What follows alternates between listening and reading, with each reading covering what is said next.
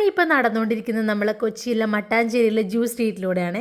ഞാൻ എല്ലാവരുടെ അടുത്തും പറയും നിങ്ങൾ കൊച്ചിയിൽ വരുന്നുണ്ടെങ്കിൽ മസ്റ്റായിട്ട് വിസിറ്റ് ചെയ്യേണ്ട ഒരു സ്ഥലമാണ് നമ്മൾ ഈ മട്ടാഞ്ചേരിയിലെ ജൂ സ്ട്രീറ്റും അതുപോലെ ഇവിടെയുള്ള സിനഗോഗും. ഈ സ്ട്രീറ്റിലൂടെ ഇങ്ങനെ നടക്കുമ്പോൾ ഒരു ഫിലിമി വൈബാണ് അടിച്ചിട്ടുള്ളത്.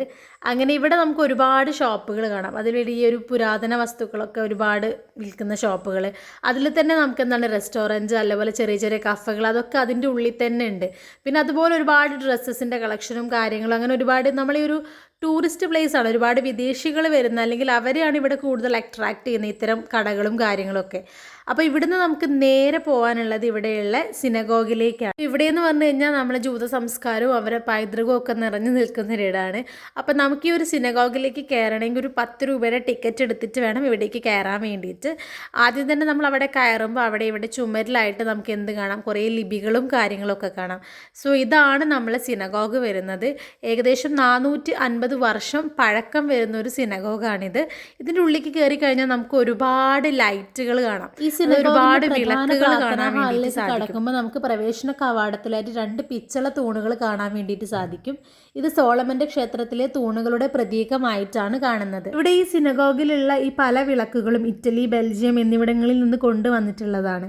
അതുപോലെ തന്നെ ഈ വിളക്കുകൾ പലതും മെഴുകുതിരിയിൽ കത്തുന്നതും അതുപോലെ തന്നെ ഇലക്ട്രിസിറ്റി ഉപയോഗിച്ച് കത്തുന്നതുമായിട്ടുള്ള പല പല ലൈറ്റുകളും ഈ ഒരു സിനഗോഗിൽ നമുക്ക് കാണാൻ വേണ്ടിയിട്ട് സാധിക്കും. നമുക്ക് എല്ലാവർക്കും അതിശയം തോന്നിക്കുന്ന ഒരു കാര്യമാണ് ഇവിടുത്തെ ഈ ടൈലുകൾ. ഏകദേശം 1100ഓളം ടൈലുകളാണ് ഇവിടെ ഉള്ളത്. ഇതിലുള്ള ടൈലുകൾ ചൈനയിൽ നിന്ന് കൊണ്ടുവന്നാണ്. അവിടെ നമ്മൾ പ്രകൃതിദത്തമായ നിറങ്ങൾ ഉപയോഗിച്ച് അവർ കൈകൊണ്ട് പെയിൻറ്റ് ചെയ്തിട്ടുള്ളതാണ് ഈ ടൈലുകൾ. ഈ ടൈലുകളിൽ ഒന്നും നമുക്ക് ഒരുപോലെയുള്ള ഒരു ടൈലും കാണാൻ വേണ്ടി പറ്റില്ല. എല്ലാ ടൈലിലും എന്താണ് വ്യത്യസ്തമായ ഒരേ ചിത്രങ്ങളാണെങ്കിലും പലതിലും വ്യത്യസ്തമായ വരകളും അതുപോലെ പൂക്കളും ഒക്കെ ആയിരിക്കും ഉണ്ടാവുക.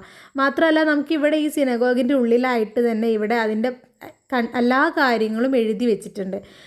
ഓരോ ലൈറ്റുകളെ കുറിച്ചാവട്ടെ ഈ ടൈലുകളെ കുറിച്ചും അങ്ങനെ എല്ലാ കാര്യങ്ങളും എഴുതി വെച്ചിട്ടുണ്ട്. പിന്നെ ഇവിടെ ഈ കാണുന്ന ഈ പെട്ടകത്തിലാണ് ഇവരുടെ മതഗ്രന്ഥം സൂക്ഷിച്ച് വെച്ചിട്ടുള്ളത്. നമുക്കിവിടെ ഈ സിനഗോഗിൻ്റെ നടുവിലായിട്ടൊരു പ്രസംഗ പീഠം കാണാം. ഇതിന് ഭീമ എന്ന് പറയും. സോ ഇതിലാണ് ഇവരുടെ നേതാവായിട്ടുള്ള ഹാസ്റ്റൻ പ്രാർത്ഥനകൾ നടത്തുന്നത്.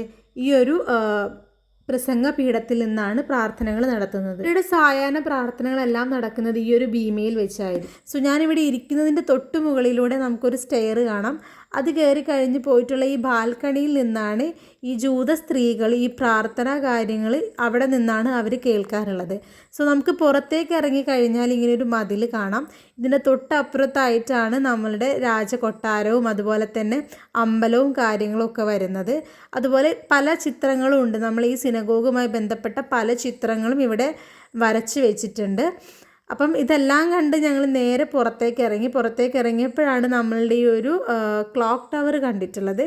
ഈ ക്ലോക്ക് ടവർ ഇപ്പോഴും ഇത്ര വർഷമായിട്ടും ഇപ്പോഴും ഓരോ 1 മണിക്കൂർ കൂടുമ്പോഴും ഈ ക്ലോക്ക് ടവറിൻ്റെ തൊട്ട് മുകളിലായിട്ടുള്ള ഈ ഒരു മണിയിൽ നിന്ന് ശബ്ദം വരും. ഈ ഒരു ദേവാലയത്തെ പറ്റി പറയുകയാണെങ്കിൽ നമ്മുടെ യൂറോപ്യൻ രാജ്യങ്ങളിൽ നിന്നുള്ള പീഡനങ്ങൾ രക്ഷപ്പെട്ട് വന്ന കൊച്ചിയിലെത്തിയ ജൂത സമൂഹത്തിന് പണി തീർത്ത് കൊടുത്തതാണ് ഈ ഒരു സിനഗോഗ്. അതുപോലെ തന്നെ ഈ ദേവാലയത്തിന് കൊച്ചിൻ ജൂത സിനഗോഗ് എന്നും അതുപോലെ മട്ടാഞ്ചേരി സിനഗോഗ് എന്നൊക്കെ പേരുണ്ടെങ്കിലും കൊച്ചിൻ പരദേശി സിനഗോഗ് എന്ന പേരിലാണ് കൂടുതലായി ഇത് അറിയപ്പെടുന്നത്. അങ്ങനെ സിനഗോഗിലെ കാഴ്ചകളൊക്കെ കണ്ട് നമ്മൾ നേരെ അവിടെ നിന്ന് ഇറങ്ങി കേട്ടോ. അപ്പോൾ എൻ്റെ ചാനൽ നിങ്ങൾ ആദ്യമായിട്ട് കാണുന്നവരാണെങ്കിൽ ഒന്ന് സബ്സ്ക്രൈബ് ചെയ്ത് സപ്പോർട്ട് ചെയ്യൂ. അതുപോലെ നിങ്ങൾക്ക് ഈ വീഡിയോ ഇഷ്ടമായിട്ടുണ്ടെങ്കിൽ ലൈക്ക് ചെയ്യൂ, കമൻറ്റ് ചെയ്യൂ. ഇന്നത്തേക്ക് എത്രയോട് ടെറ്റ ബൈ ബൈ, ലവ് യു.